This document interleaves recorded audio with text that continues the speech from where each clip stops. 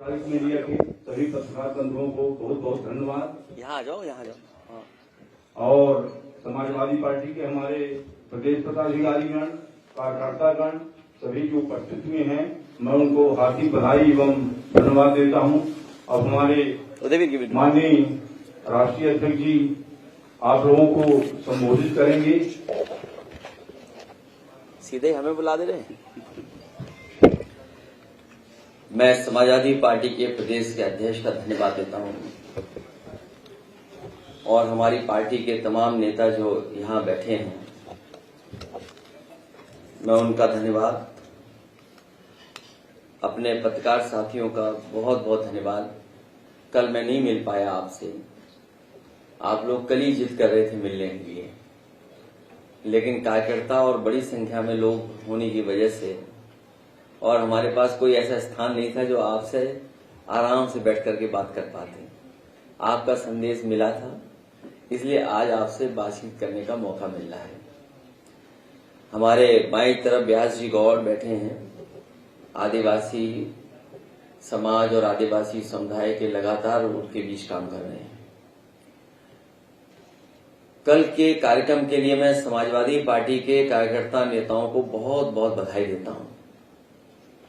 जहां सिरमौर में लक्ष्मण तिवारी जी, पार्टी के हमारे प्रदेश अध्यक्ष और संगठन ने प्रयास किया, एक अच्छी चुनावी सभा का आयोजन हुआ है। पूर्व की तरह समाजवादी पार्टी अपने संगठन, अपनी पार्टी के नेता कार्यकर्ताओं से मिलकर के और उनसे सुझाव लेकर के आने वाले समय में हम लोग किन किन विधानसभाओं में चुनाव लड़ें या किन किन विधानसभाओं पर हम लोग विचार करें, उसको लेकर के बातचीत हुई है। और हमारी उम्मीद है सभी समाजवादियों की कि हम लोगों का पूरा सहयोग रहेगा और इस मुकाबले में भारतीय जनता पार्टी कैसे हारे उस दिशा में समाजवादी पार्टी काम करेगी। इधर तो समाजवादी पार्टी एक विधायक जीता था और कई जगह हमारे साथियों ने बहुत अच्छा चुनाव लड़ा। पहले की जो समाजवादी पार्टी आंदोलन से जो लोग जुड़े हैं उसके बारे में भी आप जानते होंगे। समय समय पर समाजवादी पार्टी ने न केवल खाता खोला है, बल्कि बड़ी संख्या में पार्टी ने विधायक भी जिताए हैं। और कई साथी जो हमारे संगठन में या समाजवादी पार्टी में रहे हैं, वो आज दूसरे दलों में भी किसी न किसी स्थान पर बैठे हैं। अगर मध्य प्रदेश को हम लोग देखें तो कभी हम लोग एक हिस्से से जीत गए, कभी दूसरे हिस्से से जीत गए, कभी यूपी के बॉर्डर के आसपास सीटें जीत गए, लेकिन बहुत बड़ी गुंजाइश है समाजवादी विचारधारा की और लगातार समाजवादियों ने काम किया यहां पर। और मुझे उम्मीद है कि जिस तरीके से समाजवादी पार्टी ने इंडिया गठबंधन के साथ काम किया और इंडिया गठबंधन के साथ आए हैं और हमारी जो स्ट्रेटेजी है, जो रणनीति है, वो पीडीए है।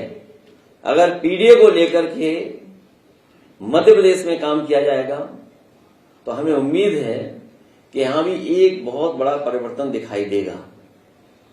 भारतीय जनता पार्टी ने पिछले न जाने कितने वर्षों से यहां पर राज किया है, लेकिन क्या मध्य प्रदेश आगे बढ़ा है?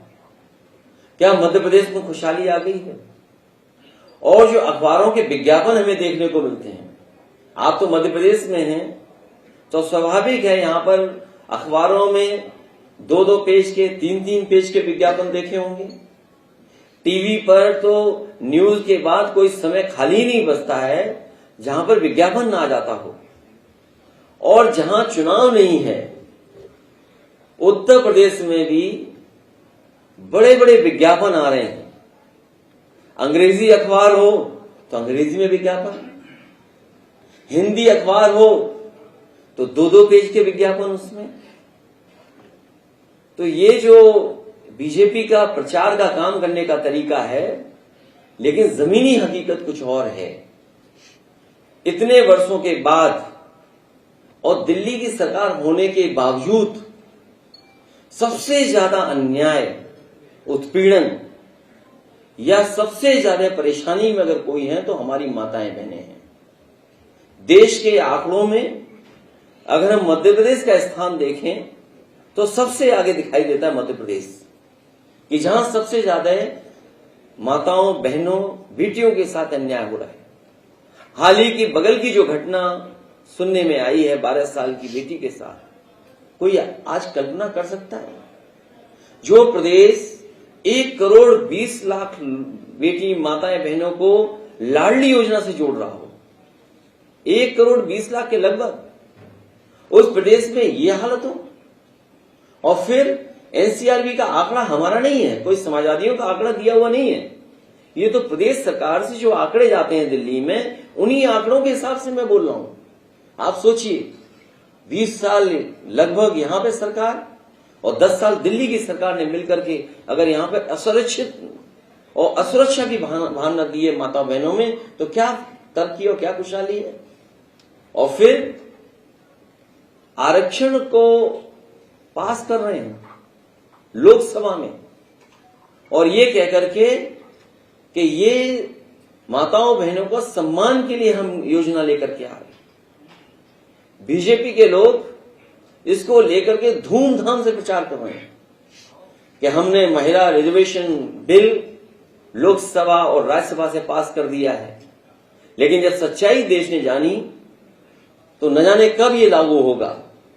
लागू जब हो तब लागू हो, लेकिन उससे पहले भारतीय जनता पार्टी को जो ये बिल लेकर के आए हैं, कम से कम उन्हें साबित करना चाहिए कि मध्य प्रदेश की जो सूची होगी जिसमें चुनाव लड़ाने के प्रत्याशी होंगे, उसमें कम से कम 33% महिलाएं दिखाई दें, और 33% वो हों जो उनकी कार्यकर्ता हों, उनकी पार्टी के संगठन की माताएं बहनें हों। और अगर ये 33% नहीं देते हैं तो इसका मतलब यह है कि लोकसभा में और राज्यसभा में केवल देश की जनता को धोखा देने के लिए और खासकर माताओं बहनों को धोखा देने के लिए बिल लेकर के आए हैं।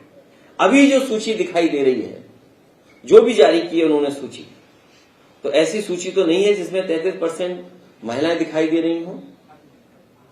लेकिन समाजवादी पार्टी की कोशिश होगी, जो समाजवादी पार्टी ने पक्ष रखा कि पिछड़े मुसलमान भाई अल्पसंख्यक उनकी भी भागीदारी हो, तो समाजवादी पार्टी अपने पार्टी स्तर पर जरूर विचार करेगी कि अगर हमें 20% भी महिलाएं लड़ानी पड़ी तो हम लोग 20% लड़ाने का काम करेंगे। अभी सुनने में आ रहा है कि लाडली योजना का विस्तार हो रहा है, उसमें धन भी बढ़ाया जा रहा है। समाजवादियों का मानना है कि 1000, 1500, 2000 से काम चलने वाला नहीं है हमारी माताओं बहनों का, और खासकर मध्य प्रदेश में। तो इसलिए समाजवादी पार्टी की मांग भी है और हम अपने घोषणा पत्र में भी शामिल करेंगे कि यहां की माताएं बहनें जो गरीब हैं, आदिवासी हैं, पिछड़ी, दलित या किसी वर्ग की हों, उन्हें कम से कम 6000 रुपया मिलना चाहिए। ये सवाल कर सकते हैं लोग कि 6000 कैसे देंगे आप, जब आप रजिस्ट्री में 1% ले रहे हैं रजिस्ट्री कराने में। हमारे प्रदेश में तो रजिस्ट्री फ्री मानिए, नई योजना आ रही है। आपके अगर ब्लड रिलेशन में कोई है तो मामूली पैसा लगता है, आप रजिस्ट्री करा लीजिए। तो 1% भी क्यों? यहां जो बिजली का सपना दिखाया जा रहा है कि देश में, और कहने को ये भी कह रहे हैं कि दुनिया में सबसे बड़ा सोलर प्लांट है। अगर दुनिया का और देश का सबसे बड़ा सोलर प्लांट है तो आखिरकार बिजली क्यों नहीं मिल रही मध्य प्रदेश के गरीबों को, और सस्ती बिजली क्यों नहीं मिल रही? सुनने में तो आता है कि दूसरे प्रदेशों से भी महंगी बिजली मिल रही है, और सोलर प्लांट की बिजली न जाने किन वीआईपी तारों से सीधी दिल्ली जा रही है, मध्य प्रदेश की जनता को नहीं मिल रही। जमीन मध्य प्रदेश के लोगों की, सूरज मध्य प्रदेश के लोगों के जमीन पे आ रहा है, बिजली जो बन रही सूरज की रोशनी से वो सीधे दिल्ली जा रही है, लेकिन यहां के लोगों को महंगा बिजली का बिल देना पड़ रहा है। किसान की आय दोगुनी की बात की, और दिल्ली के स्तर पे बात की गई कि हम सरकार में आ जाएंगे तो किसानों की आय दोगुनी कर देंगे। मुझे नहीं पता कि गेहूं की खरीद कैसे हुई होगी, या और फसलों की खरीद कैसे रही होगी, धान की खरीद कैसे की होगी, क्या कीमत किसान को मिली होगी। मैं जानता हूं उत्तर प्रदेश में भी किसानों को ये कीमत नहीं दे पाए, और मध्य प्रदेश में भी वही स्थिति है कि यहाँ अभी गेहूं या धान किसी फसल की ये आय दोगुनी नहीं दे पाए। और उसका परिणाम ये है कि आज भी किसान दुखी है, बुरे हाल में है, आर्थिक स्थिति उसकी चौपट हो गई। और इन्होंने कुछ कंपनियों को लाइसेंस देकर के पूरा का पूरा गेहूं खरीदवा दिया।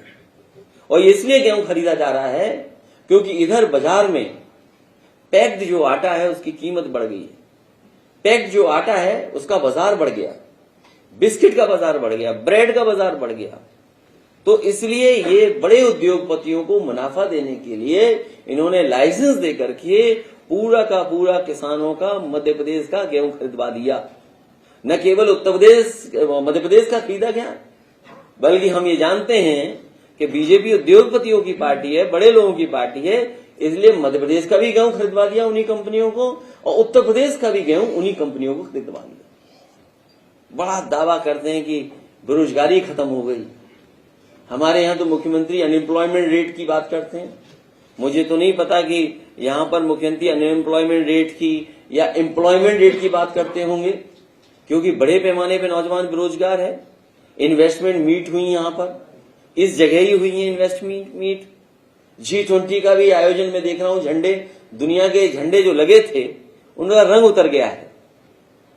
और रंग इसलिए उतर गया कि वो देश कुछ देख ही नहीं गए अपने देश को, न कोई इन्वेस्टमेंट आया होगा। तो अब उसी बहाने से उनका रंग उतर गया है। इन्वेस्टमेंट तो आया नहीं, जब इन्वेस्टमेंट नहीं आया तो झंडों का रंग भी उतर गया। तो हर वर्ग के लोग आज दुखी हैं और मध्य प्रदेश में परिवर्तन होना तय है। इस परिवर्तन में इंडिया गठबंधन में समाजवादी पार्टी के लोग साथ हैं और हमें उम्मीद है कि समाजवादी पार्टी पूरी जिम्मेदारी से और अपने निष्ठावान कार्यकर्ताओं को लेकर के चुनाव लड़ेगी। पहले से ज्यादा सीटें समाजवादी पार्टी जीतने जा रही है।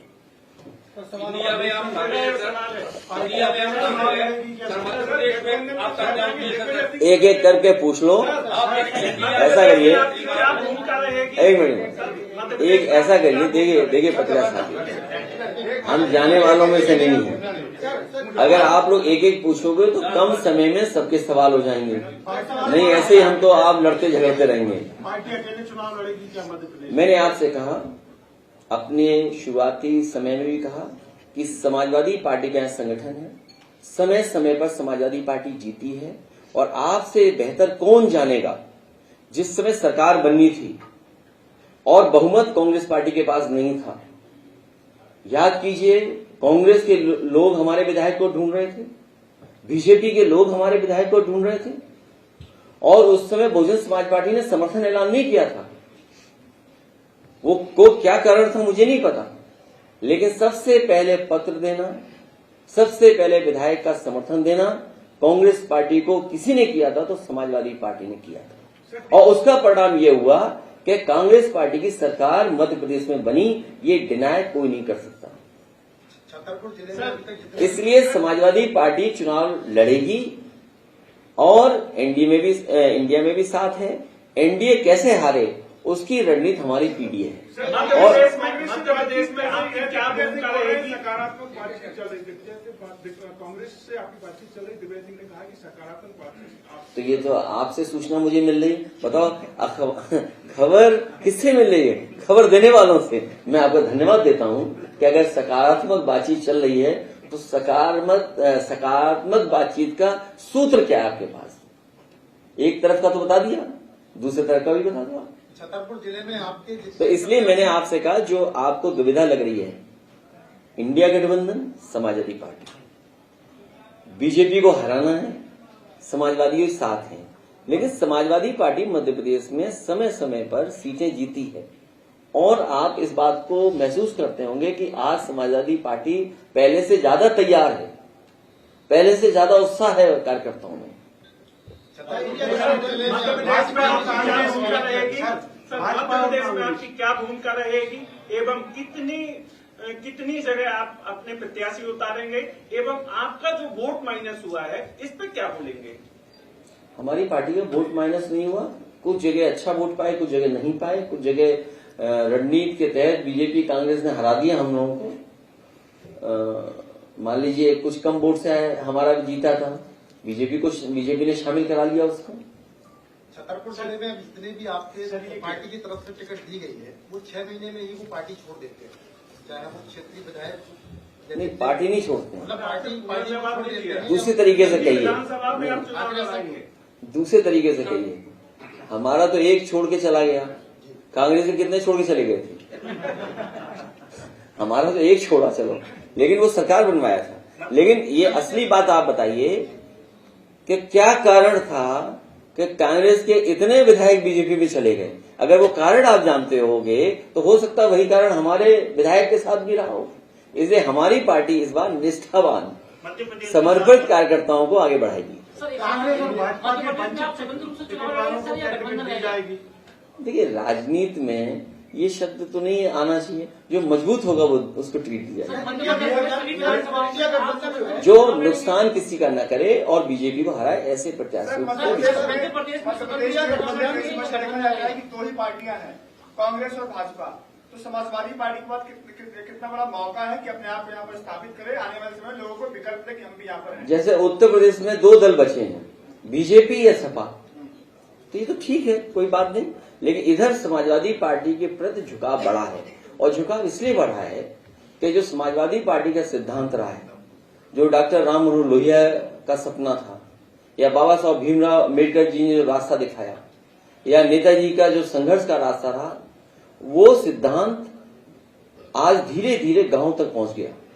और देखिए उसका परिणाम क्या है।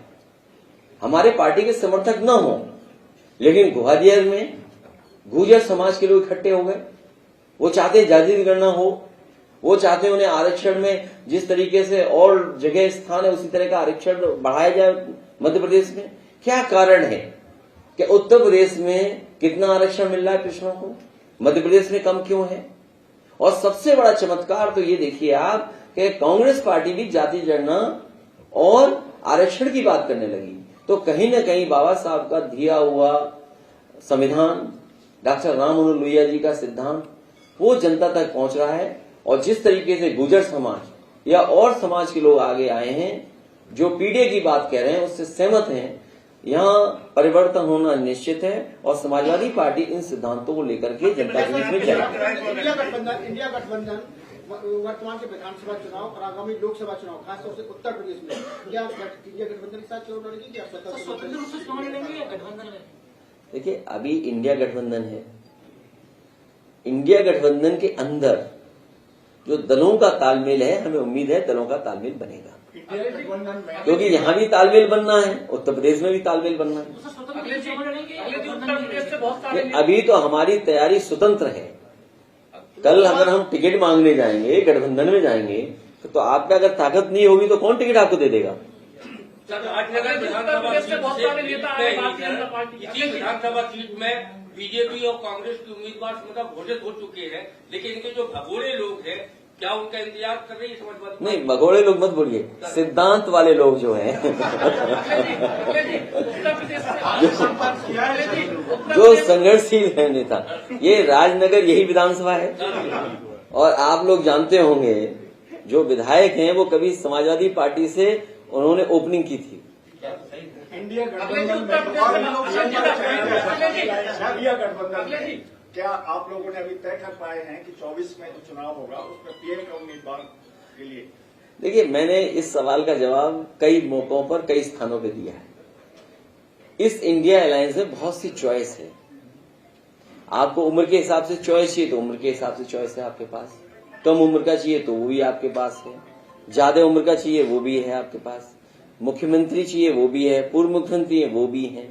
फिर अगर आपको जाति के हिसाब से चाहिए हो, पिछड़ा चाहिए हो, अगड़ा चाहिए हो, दलित चाहिए हो, मुस्लिम चाहिए हो, वो भी हमारे पास है। तो हमारे पास कितनी चॉइस है, सोचिए आप। और मैं आपसे आज कह के जा रहा हूं, 2014 में जो लोग आए थे वो 2024 में चले जाएंगे, और यूपी की भूमिका सबसे महत्वपूर्ण होगी और सबसे बड़ी भूमिका होगी। जो मध्य प्रदेश में दिखाई दे रहा है, आप बताइए कहां बेरोजगारी पहुंच गई। यहां जब सरकार बीजेपी की बनी होगी तो डीजल पेट्रोल की कीमत क्या 40 रुपए रही होगी, और आज कीमत बताइए डीजल पेट्रोल की क्या है। जो मध्य प्रदेश, खासकर मुरैना और आसपास का इलाका और राजस्थान, उत्तर प्रदेश का भी हिस्सा, ये सरसों का क्षेत्र है। हमारे किसान सरसों की पैदावार करते हैं और सबसे बड़ी मंडी है मुरैना सरसों के तेल की। बताइए सरसों का तेल कहां पहुंचा दिया, और रिफाइंड तेल को किस तरीके से बढ़ावा दे रहे हैं। और रिफाइंड तेल किन कंपनियों का है वो बात मैं नहीं कहना चाहता हूं। जो रिफाइंड तेल को लगातार बीजेपी बढ़ावा दे रही है, हमारे सरसों के तेल को दबा रही है। अगर सरसों का तेल के हमारे व्यापारी बर्बाद हों और किसान को कीमत नहीं मिले तो किसका नुकसान होगा? हमारे देश की अर्थव्यवस्था का नुकसान हो रहा है।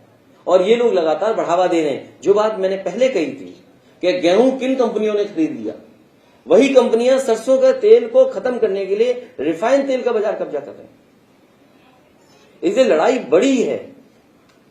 इस बड़ी लड़ाई में हम आपका भी साथ चाहते हैं। और जो परिस्थितियां उत्तर प्रदेश में हैं, महंगाई कहां पहुंच गई, बेरोजगारी कहां पहुंच गई, अन्याय कहां पहुंच गया, क्या मध्य प्रदेश में नहीं दिखाई दे रहा? 20 साल हो गए, बताइए। अभी मैं कल ही अपने साथियों से पूछ रहा था, आप बताइए बुलेट की कीमत क्या थी 40 साल पहले, 20 साल पहले जब इनकी सरकार बनी होगी? क्या बुलेट की कीमत रही होगी, मोटरसाइकिल की कीमत? डीजल पेट्रोल की तो बढ़ी है, लेकिन एक मोटरसाइकिल की कीमत क्या थी और आज मोटरसाइकिल की कीमत क्या है? गरीब नहीं खरीद सकता। ये दावा करते हैं हम बिजली ही बना रहे हैं, बिजली इतनी पैदा कर दे रहे हैं। अरे कौन से तार लगाए जो दिल्ली चली जा रही बिजली, यहाँ के लोगों को क्यों नहीं मिल रहे हैं? कीमत नहीं बढ़ी सर, जीएसटी बढ़ गया। सवाल वो नहीं है, लेकिन जीएसटी का जो पैसा है किसकी जेब में जा रहा है? मान लीजिए जीएसटी से पैसा इकट्ठा हो रहा है, तो आप गरीब को पैसा दे दीजिए घर मकान बनाने के लिए। आप क्या रुपए दे रहे हो? 1,25,000, 1,50,000 गरीब के घर के लिए। मैं अभी प्रधानमंत्री जी का भाषण सुन रहा था, उन्होंने कहा कि कांग्रेस ने कभी शौचालय नहीं बनाए, इसलिए हमने शौचालय बना दिए। तो ये क्या बात हुई कि कांग्रेस ने भी शौचालय में पानी नहीं दिया तो आपने भी पानी नहीं दिया शौचालय में? सर यूपी में बहुत बड़ा मुद्दा है। यूपी में आप लगातार चीजों पे बात करते हैं आवारा पशुओं की। हम लोग यहाँ पर जब लोगों से बातचीत करते हैं और कल हम आ भी रहते हैं तो बहुत सारे आवारा पशु यहाँ पर आ रहे हैं सड़कों पर। लोग बहुत परेशान हैं, मगर का लगता है यूपी से सब कुछ जुड़े हैं। अगर समाजवादी पार्टी गठबंधन में सरकार में आती है तो क्या करेगी उसके लिए? मैं आपसे कहूंगा कि अपनी रफ्तार थामे रखना। नहीं रफ्तार कहीं हुई तो किसी जानवर टकरा जाओगे तो अस्पताल हमें देखने आना पड़ेगा आपको। उत्तर प्रदेश में कोई दिन ऐसा नहीं जाता जिस दिन इन जानवरों से किसी की जान न जा रही हो। और ये बात मैंने विधानसभा में भी कही, जो प्लेटफॉर्म मिला मैंने उस पर भी कहा। और ये स्थिति आपकी मध्य प्रदेश में भी दिखाई दे रही है कि जैसे ही हम लोग एयरपोर्ट से निकले तो सबसे पहले स्वागत उन्हीं लोगों ने हमारा किया। और आज भी जब मैं वापस जाऊंगा हो सकता है हमें विदाई भी दे रहे हैं वो लोग। तो ये समस्या है जिसकी समस्या का समाधान बीजेपी को करना चाहिए था। हजारों करोड़ रुपए उत्तर प्रदेश में खर्च हो गए, हजारों करोड़। पता नहीं कहां जा रहा वो हजारों करोड़ रुपया। और स्वाभाविक है यहां भी हजारों करोड़ रुपए खर्च हो रहे होंगे। तो जब इतना पैसा खर्च कर रहे हो तो आखिरकार इस समस्या का समाधान क्यों नहीं हो रहा? और सुनने में ये आया है कि यहां पे स्लॉटर हाउस खुल गया है कोई, यहां है कि हरियाणा में है? बताओ, बीजेपी के लोग स्लॉटर हाउस खुलवा रहे हैं। कहीं है, अब पता करो, हो सकता है मेरी जानकारी ना हो, लेकिन हरियाणा में तो खुल गया।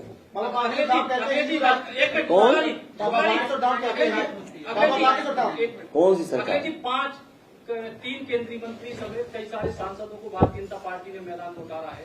आपको क्या लगता है कि केंद्रीय मंत्रियों को, सांसदों को उतारा? दूसरा एक सवाल है कि भारतीय जनता पार्टी को उत्तर प्रदेश के 50 से ज्यादा बड़े नेता मध्य प्रदेश की जिम्मेदारी लेके आए हैं मध्य प्रदेश में चुनाव। जब उत्तर प्रदेश में चुनाव था, यहाँ के मुख्यमंत्री जी और यहाँ के मंत्री और यहाँ के नेता हमें हराने गए थे, इसलिए अब हम भी आ गए उनको हराने के लिए, बीजेपी को। और बीजेपी के तमाम 50 कम बता रहे हो आप, मुझे सुनने में आया 100 से ज्यादा विधायक यहाँ आए हैं। अब उन्हें अनुभव है, 50,000 ही हारे विधायक अभी वहां पर उत्तर प्रदेश में, और यहाँ की हार का अनुभव लेकर के जाएंगे तो हमें हराना उन्हें आसान होगा। इसलिए जो 100 विधायक आ रहे हैं उत्तर प्रदेश से, वो हार का अनुभव लेकर के जाएंगे, तो उन्हें हार जब वहां होगी तो निराशा नहीं आएगी, कोई उन्हें बहुत दुख नहीं होगा। जब यहाँ हार जाएंगे तो वहां भी हारने में क्या है। भाजपा ने 3 केंद्रीय मंत्रियों कई सारे वो इसलिए उतारे हैं कि यहाँ की जनता को कंफ्यूज करने के लिए कि उनका मुख्यमंत्री कौन होगा। हो सकता है 10 लोगों पे बाजी लगा दे बीजेपी और सबको कहे कि ये भी मुख्यमंत्री बन सकते हैं, ये भी बन सकते हैं, ये भी बन सकते हैं, ये भी बन सकते हैं, और बनेगा कोई और।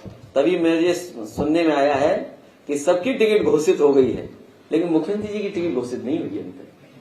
सर, जातिगत जनगणना को लेकर कांग्रेस बहुत कठोरता से बात कर रही है। वन नेशन वन इलेक्शन, ये वैसे ही ऐसा महिला विधेयक पहले करके दिखाए ना, यूपी में कर दें भाई, यूपी में चुनाव कर दें, हम तो खुश हैं उस बात को लेकर के। आपने कहा कि लाडली बहनों की पैसा 6000 बढ़ा देना चाहिए, तो ये प्रकार की रेवड़ी बांटना नहीं है। ये रेवड़ी नहीं है, ये सम्मान है। अगर उनकी रेवड़ी नहीं है 1000 रुपए, तो 6000 रेवड़ी कैसे होगी? 1000 को भी रेवड़ी ही मानते हैं। कौन मानता है? अगर देखा आप कहलवा दो बीजेपी से की रेवड़ी है। बागेश्वर भाई बीजेपी के लोगों ने कहा कि ये रेवड़ी है, तो बीजेपी वाले कह दें, तो अगर वो रेवड़ी 1000 है तो हम तो 6000 देना चाहते हैं। और देखिए 6000 कैसे दे सकते हैं, आपको सोचना चाहिए कि भाई 6000 कैसे देंगे। भाई आप उनका हिसाब किताब देखिए, किसान को कितना दे रहे हैं सम्मान राशि, महीने का कितना है, और आपका लाडली में कितना बढ़ने जा रहा है, और आपके सिलेंडर में कितना दे रहे हैं, तो सब जोड़ दो 500 रुपए तो हमें बढ़ाने हैं। बात समझे ना भाई, 4.5 रुपए 1000 के लगभग रुपया हो गया, हमें 500 रुपए तो बढ़ाना है या 1500 रुपया बढ़ाना है हमें, तो 1500 बढ़ा 6000 रुपए दे देंगे महीना उनको, महिलाओं को, क्योंकि घर चलाने का काम हमारी महिलाएं माताएं बहनें करती हैं। उन्हें बच्चों को तैयार करना है, बच्चों को तैयार करना है, बच्चों को खाने पीने का इंतजाम करना है, बच्चों की ड्रेस बनवानी है। ये काम कौन करता है? ड्रेस का पैसा भी होगा आपके यहाँ, ड्रेस का भी तो पैसा मिलता है, खाने का पैसा है विद्यालय का। तो मैं ये योजना चलाना चाहता था उत्तर प्रदेश में, जिससे मैं दिल्ली की सरकार तैयार नहीं हुई थी कि ड्रेस, खाना और सबका पैसा हम माँ को दे दें, माँ देखभाल अच्छा करेगी। तो अगर ये सब पैसा हम माँ को दे दें, माताएं बहनों को दे दें, तो हमारा घर परिवार अच्छा चलेगा और उस पैसे की वो बचत भी कर लेंगी, उस पैसे को बचा भी लेंगी। अखिलेश जी, मैं देवेंद्र चतुर्वेदी से। अखिलेश जी, हमारा सवाल है कि आप कितनी विधानसभा पर मध्य प्रदेश में चुनाव लड़ेंगे? चतुर्वेदी लोग सब यूपी के होते हैं, नहीं एमपी ने पूर्वज सब यूपी के ही। देखो हाँ क्या चाहते हो सर, कितनी सीटों पर इस बार सभा चुनाव लड़ेगी? हमारी पार्टी जहां हमारा संगठन और हम जीतने की हैसियत में होंगे और जहां बीजेपी को हराएंगे वहां लड़ेंगे।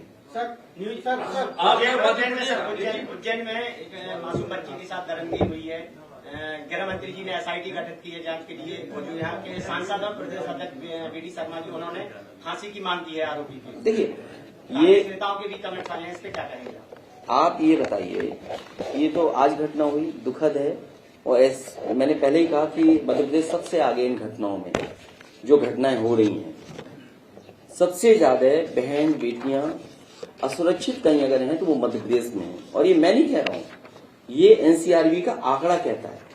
और अगर ये बात आ रही है फांसी देने की, सजा जल्दी दिलाने की, फास्ट ट्रैक पे ले जाने की, तो हम उससे सहमत हैं। लेकिन सवाल ये घटना क्यों हो रही है मध्य प्रदेश में इतनी?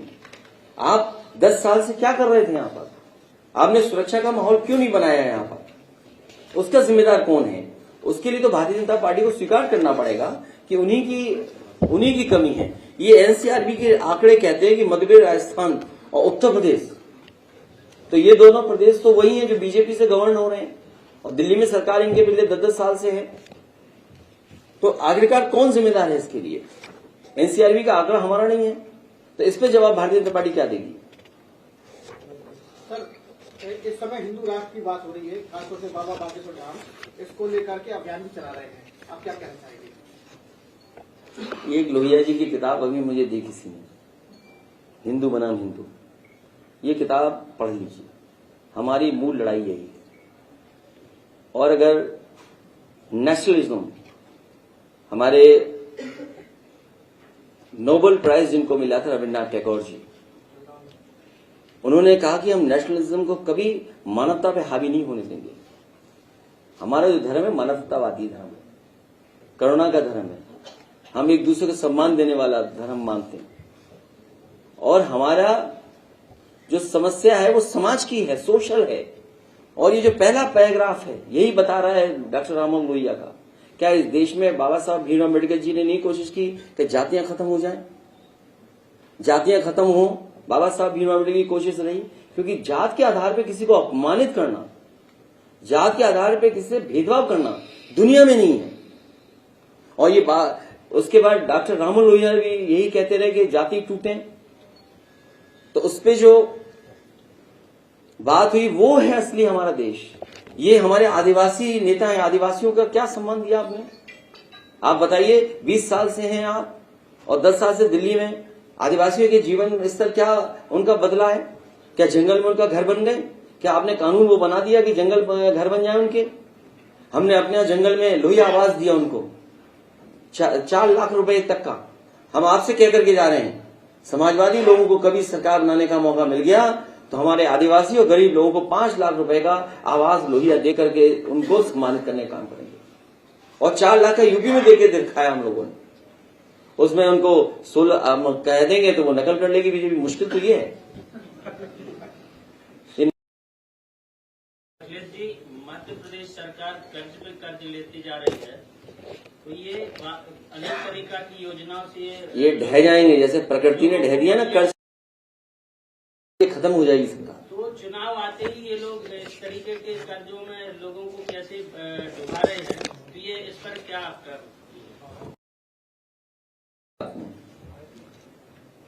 नोटबंदी सबसे बड़ा भ्रष्टाचार था, लेकिन लोगों को यह संदेश दिया कि भ्रष्टाचार, और पहली सरकार है जिसने नोट छापा और नोट बंद कर दिया। और इन्होंने बड़े बड़े चैनलों के माध्यम से ये प्रचार करवाया, चिप लगी हुई है और ड्रोन खरीद लिए इन्होंने। तो आज बताओ, ड्रोन से वो चिप ढूंढेंगे कि नहीं ढूंढेंगे? आज भी लोगों ने निशानी के लिए रखे हैं 2000। और जो बात आप कह रहे हो कर्ज पर कर्ज, ये बीजेपी की सरकार तो इतनी अच्छी है कि उद्योगपतियों का कर्ज माफ, उद्योगपतियों का। हमारी मांग है किसानों का कर्ज माफ हो, सरकार पे लोन बढ़ जाए, उससे कोई फर्क नहीं पड़ता। है भारत सरकार है और भारतीय जनता पार्टी को वो लेना ही क्यों था लोन? क्या मुख्यमंत्री की मदद प्रधानमंत्री नहीं किए क्या? तब लेना पड़ा ना जब प्रधानमंत्री ने मुख्यमंत्री की मदद नहीं की होगी। तो क्या वजह है? ये सवाल आपको ये पूछना चाहिए कि दिल्ली की सरकार ने क्यों नहीं की, जिसकी वजह से कर्ज लेना पड़ा। और आपने कितने लोकसभा के सांसद जिताए 10 साल में? कितने जिताए आपने? और उसके बाद भी कर्ज लेना पड़े, तो इससे बड़ा दुर्भाग्य क्या हो सकता है बताओ। इसीलिए मैं कह रहा हूं बीजेपी को हराइए, समाजवादी पार्टी को।